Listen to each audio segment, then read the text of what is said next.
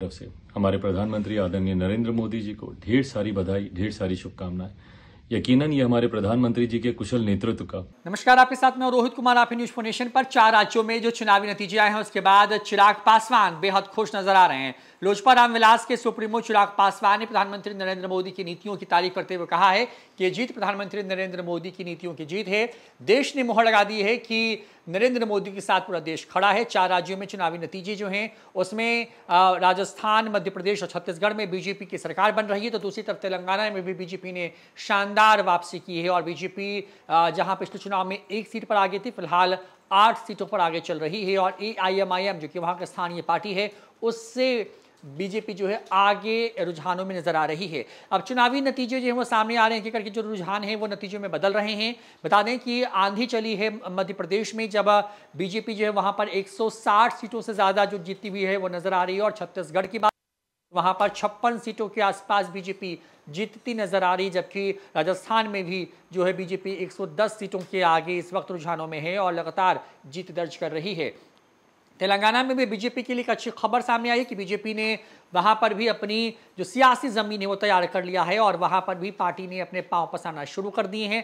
ऐसे में इस पूरे मामले पर जो है लोजपा रामविलास के सुप्रीमो चिराग पासवान क्या कुछ कह रहे हैं, आपको बता दें कि इस चिराग पासवान ने इन दिनों जो है सिंगापुर की यात्रा पर है और वहां पर उन्होंने प्रधानमंत्री नरेंद्र मोदी की अगुवाई में बीजेपी की शानदार जीत पर क्या कुछ कहा है, पहले सुनवाते हैं आप।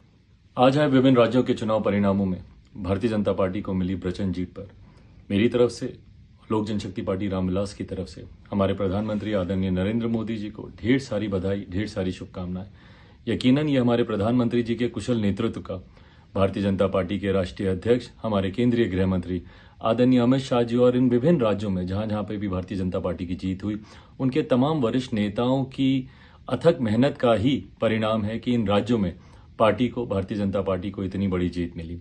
साथ ही में जो विपक्षी दलों का गठबंधन जो अपनी एकता दिखाने का प्रयास कर रहा था, उनकी दलित विरोधी सोच, उनकी महिला विरोधी सोच और उनकी सनातन विरोधी सोच को भी कहीं ना कहीं इन राज्यों की जनता ने जवाब देने का काम किया। इन राज्यों के तमाम नेता जो इस बात का सपना देख रहे थे कि सनातन विरोध पे वो खामोश रह जाएंगे, दलित विरोधी बातें जो उनके गठबंधन के तमाम नेता आए दिन करते रहते हैं, उन पर उनकी खामोशी को शायद जनता जवाब नहीं देगी।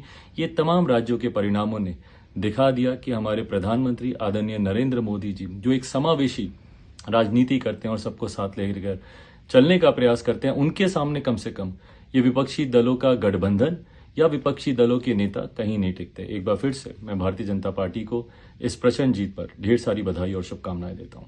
तो बता दें आपको कि लगातार जो है इंडिया बनाम जो NDA है उसको इस चुनाव में को इसी तरीके से देखा जा रहा था। लगातार तमाम एग्जिट पोल, तमाम तरह के जो आंकड़े थे उसमें ये कहा जा रहा था कि छत्तीसगढ़ में कांग्रेस सत्ता को बचा लेगी और राजस्थान में भी कड़ी टक्कर है।